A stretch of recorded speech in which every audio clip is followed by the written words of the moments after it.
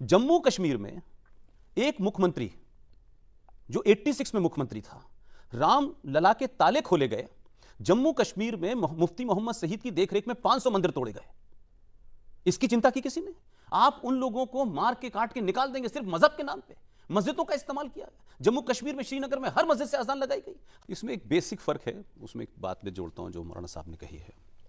पहले मुसलमानों के बिहाफ पे कुछ लीडर जो थे वो व्हीलिंग डीलिंग का काम करते थे, जो आज से 70 साल पहले सरकारें थी। उनके नेताओं को पकड़ा और उनसे व्हीलर डीलिंग का खेल किया और उसके बाद हो गया, बाकी नीचे वालों को छोड़ दिया। जो बेसिक फर्क मुझे नजर आता है खासतौर से मुसलमानों को लेकर के भारत की हुकूमत में, इस बार में मुझे क्या लगता है कि जो मुसलमानों के दलाल लीडर थे जो सौदेबाजी करते थे अलग अलग पार्टियों से, क्योंकि इस देश में 28 से 29 सेकुलर पार्टियां हैं और अगर उनका सेकुलरिज्म एक है तो फिर सब एक होना चाहिए। ठीक बात। तो मुलायम सिंह का सेकुलरिज्म कुछ और है, लालू का कुछ और है, माया का कुछ और है, नीतीश का कुछ और है, कांग्रेस का कुछ और है, और सब जगह मुसलमान हैं। तो मैं ये मानता हूं कि 2014 के बाद इस मुल्क में वो जो व्हीलर डीलर थे, इस सरकार ने उनसे छोड़ के जो उनका अवाम है उससे डील करना शुरू किया है। इसलिए उसके नताइज ऐसे नजर आ रहे हैं और वो आवाजें बाहर आ रही हैं जिनके बिहाफ पे लोग व्हीलिंग डीलिंग करते थे और उन तक बात ही नहीं आती थी। कश्मीर एक टेस्ट केस के लिए मैं लेता हूं। आप सोचिए कि कश्मीर भारत में डेमोक्रेटिक सोशल सेकुलर भारत के अंदर एक इस्लामिक स्टेट बन गया था। आपने संवैधानिक तौर पे गलत चीजें की, बनने दिया, फिर आपने 1954 में किया और फिर आपने 1957 में किया। मेरा जो दुख है, जो मेरी कंसर्न है कि अगर इस देश के अंदर रोहिंग्या मुसलमानों के लिए आजाद मैदान में दंगा हो सकता है, लाखों की भीड़ इकट्ठी हो सकती है, आप जो शहीदों का जो वहां स्टेच्यू बना था उसे तोड़ सकते हैं, ये भी एक समझ में आता है, चलिए भाई आप वहां गए। लेकिन क्या मैं इस देश के मुसलमानों से, जो भी हैं, वो जिस भी हैं, वो बरेलवी हैं, देवबंदी हैं, वो एक अलग इशू हो सकता है, आप मुझे बताएं, आजाद भारत में हम लड़ रहे हैं, क्या कहते हैं, औरंगजेब ने क्या किया और बाबर ने क्या किया, वो तो बहुत पुरानी बात है, ये तो मेरे और आपके जमाने की बात है। जम्मू कश्मीर में एक मुख्यमंत्री जो 86 में मुख्यमंत्री था, राम लला के ताले खोले गए। जम्मू कश्मीर में मुफ्ती मोहम्मद सईद की देखरेख में 500 मंदिर तोड़े गए। इसकी चिंता की किसी ने? और वही आदमी जो उसका मास्टरमाइंड था वो 1989 में भारत का गृहमंत्री बन जाते हैं और गृहमंत्री होने के बाद, उसी राज्य का होने के बाद 2 दिसंबर को शपथ लेता है। 8 दिसंबर को बेटी गायब हो जाती है, 3 दिन में बेटी आ जाती है, फिर गुलाम नबी आजाद के घर से कोई गायब होता है, फिर उनके घर में भी आ जाता है, फिर सैफुद्दीन सोज के घर में, कुल मिलाकर के 30-32 आपने आतंकवादी छोड़ दिए। देश ने नहीं पूछा। ये वो लोग हैं जो जम्मू कश्मीर में तो निजाम मुस्तफा चाहते थे, लेकिन दिल्ली में आते आते तक इनको सेकुलरिज्म चाहिए था। आप सबको पता नहीं होगा 2007 में गुलाम नबी आजाद ने जम्मू कश्मीर में शरिया नाफिज किया। वही गुलाम नबी आजाद जो दिल्ली में आकर के जिनको सेकुलरिज्म का बुखार आता है।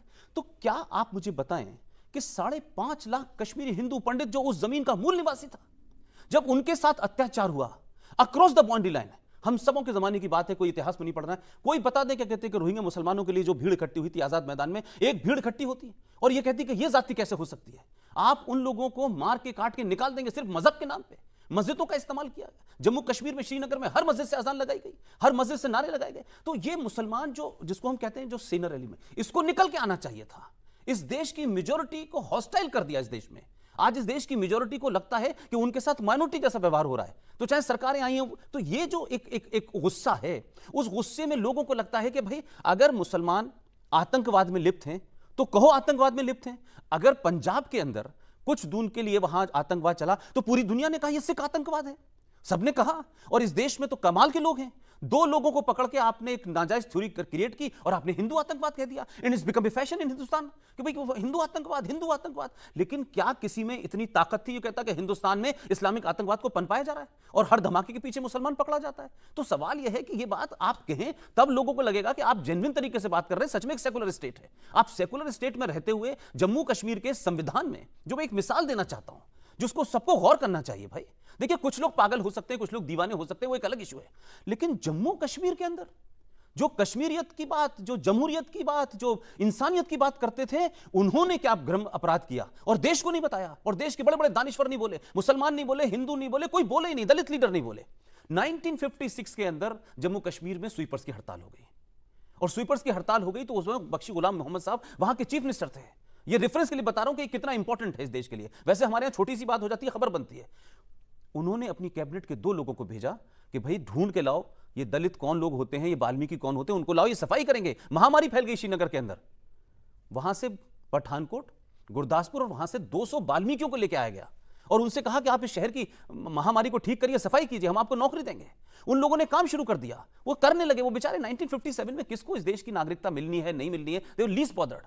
आप बात चली गई, खत्म हो गई। लेकिन जम्मू कश्मीर के अंदर कितना एंटी हिंदू माइंडसेट था कि आपने जो कुछ किया, मूसा कर रहा है वो तो समझ आता है कि उसने हथियार उठा लिया, कम से कम वो दिखाई दे रहा है। लेकिन मूसा की सोच वाले लोग सत्ता में कैसे बैठे हुए थे?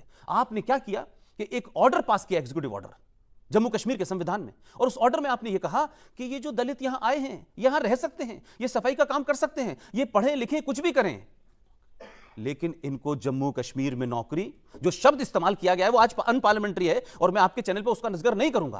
कहा ये सिर्फ सफाई की नौकरी इनको मिलेगी, बाकी कोई नौकरी नहीं जी। लेकिन आज जो हम चर्चा कर रहे हैं मैं इस संदर्भ में कर कि ये जो आतंकवाद है इसके रूप कई अलग अलग हैं।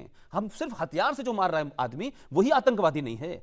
जो मैं कहता हूं इंटेलेक्चुअल टेररिज्म है, पॉलिटिकल टेररिज्म है, सोशल टेररिज्म है। ये जो लोग हैं ये ज्यादा खतरनाक हैं और ये खास सोच को आगे बढ़ाते हैं। लेकिन ये सोच, ये आतंकवाद, ये इस्लामिक आतंकवाद जिसका जिक्र किया गया है और ट्रंप साहब ने एक बार फिर से दोहराया भी है, ये तो विश्वव्यापी मैं अपने संदर्भ में कह रहा हूं। जी। लेकिन मैं ये जानना चाहता हूं, चूंकि इसलिए क्योंकि आप अलीगढ़ मुस्लिम यूनिवर्सिटी में पढ़े हैं, आप उस वातावरण में रहे हैं, आपने कुरान भी पढ़ी है, आपने, हमारे यहाँ कंपलसरी था तो आपने जाना है। तो बार बार ये तो वहाँ का जब आप बहुसंख्यक मुस्लिम थे आपकी यूनिवर्सिटी में और आपको कुरान भी पढ़ना होता था, तो क्या विचार सामने आते थे? क्योंकि अगर वो बात सामने नहीं आएगी तो 2 और विशेषज्ञ मेहमान हैं, इस बात का स्पष्टीकरण नहीं हो पाएगा कि क्या इस्लाम सचमुच में आतंकवाद को या कट्टरवाद को जो है प्रश्रय देता है। देखिए, मैं तो सिंपल सी बात कहता हूँ, हमारी फैमिली वहाँ अकेली थी, हम पढ़ते थे तो जैसे और सब्जेक्ट पढ़े, हमने कुरान शरीफ भी पढ़ा, हमारी मस्जिद थी, हम जाते थे, नमाज पढ़ते थे, कई बार हमने अजान भी दी। वो एक अलग जीवन है, वो एक अलग सोसाइटी है। इसीलिए सोशल सेकुलरिज्म और पॉलिटिकल सेकुलरिज्म अलग अलग है। लेकिन मैं ये मानता हूं, क्योंकि आपने जिस बात कही ना कि दलितों को वहां पर सफाई के लिए तो लगाया गया, लेकिन वहां पर निवासी नहीं बनाया गया, ऐसा ही भी नहीं। संविधान में प्रोविजन करके कहा तुम यही करोगे, तुम्हारी नस्लें यही करेंगी। और 2019 तक उनके बच्चे नेशनल चैंपियन हुए। एमबीबीएस की डिग्री है, इंजीनियरिंग की डिग्री है, लेकिन जम्मू कश्मीर राज्य उनको सिर्फ सफाई की नौकरी। मैं ये कह रहा हूं कि ये तमाम सारी चीजों ने गुस्सा बढ़ाया। इसलिए मैं कह रहा हूं कि मुसलमानों को इस मुल्क में जब तक मुसलमान आगे बढ़ करके, ये औरंगजेब रोड, ये बाबर रोड, ये तमाम इन लोगों से हिंदुस्तान के मुसलमानों का कुछ लेना देना नहीं है। हिंदुस्तान का मुसलमान 99% यहीं का है और यहीं से कन्वर्ट हुआ है। इनका अरब से कोई संबंध नहीं है, ये कहीं अरब की सागर से नहीं आए हैं। लेकिन मजबूरी यह है कि आइडिया और आइडियोलॉग अलग बन गए हैं। भाई, पाकिस्तान अगर 47 में हमसे अलग ना होता तो गजनवी ने यहां पर आकर जब हमला किया था, या गौरी यहां आया था, या औरंगजेब यहां मुसलमानों को मारे थे, वो सबसे, लेकिन आज उनके वो हीरो हैं। आज पाकिस्तान में वही लोग हीरो हैं, इसलिए गजनी का नाम, अपनी मिसाइल का नाम गजनी रखेंगे, गौरी रखेंगे। तो ये आप किसको एंटागोनाइज कर रहे हैं? मैं यही कहता हूं कि भारत की मेजोरिटी को, दुनिया में कहीं नहीं होगा कि कोई माइनॉरिटी मेजोरिटी को एंटागोनाइज करके शांति से रहे। ये दुनिया का पहला देश है कि तब भी यहां शांति है, तब भी यहां काउंटर टेररिज्म नहीं हो रहा। जम्मू कश्मीर में 5.5 लाख लोगों को निकाला गया, दिन के उजाले में सब कुछ हुआ, लेकिन 5 कश्मीरी आतंकवादी नहीं बने। वो पंडित अगर 5 बनते, एक भी नहीं बना। इसीलिए मैं कह रहा हूं कि जब तक मुसलमान खुल के सड़क पे नहीं आएगा, ये हमने प्रेस रिलीज जारी कर दी है, हमने मजम्मत कर दी है। ये अल्फाज सुनते सुनते इतने वक्त हो गए कि जिस तरीके का गुस्सा आप आजाद मैदान में दिखाते हैं, वो गुस्सा जब तक इस देश का मुसलमान खड़े होकर के अपनी ही उन कम्युनिटी के लिए और उन लोगों के लिए खासतौर से, एक लाइन और कहता हूं बस, मोहम्मद साहब की शान में गुस्ताखी नहीं होनी चाहिए, चाहे वो डेनमार्क में कोई करे, चाहे फ्रांस में कोई करे। लेकिन मुसलमानों से ये तो पूछना चाहिए भाई कि जो इस्लामिक मुल्क बना है, कितने धरने, कितने प्रदर्शन, 5 लाख लोगों ने यहां खड़े होकर के दिल्ली के अंदर पाकिस्तान की एम्बेसी को घेरा। कि आप मुझे बताएं कि मोहम्मद के नाम से लश्कर तोयबा, जैश ए मोहम्मद का मतलब क्या है? मोहम्मद की फौज। इनका नाम, अगर मोहम्मद साहब की शान में किसी कार्टूनिस्ट ने गुस्ताखी की आपने, लेकिन मोहम्मद का नाम करके पाकिस्तान इस्लामिक जो है वो बना रहा है, पाकिस्तान को घेरा, पाकिस्तान के खिलाफ फतवे जारी हुए, पाकिस्तान हाई कमीशन को कहा कि नहीं, आप वापस करिए। कैसे आपके यहां जैसे मोहम्मद और मोहम्मद जो आपने बताया कि 150, ये कैसे चल रही हैं? ये क्यों चल रही हैं? ये तो इस्लाम और कुरान के खिलाफ है ना। तो फिर इसके खिलाफ उतनी शिद्दत के साथ लड़ना चाहिए ना, जिस शिद्दत के साथ आप रोहिंग्या मुसलमानों की सपोर्ट में गए।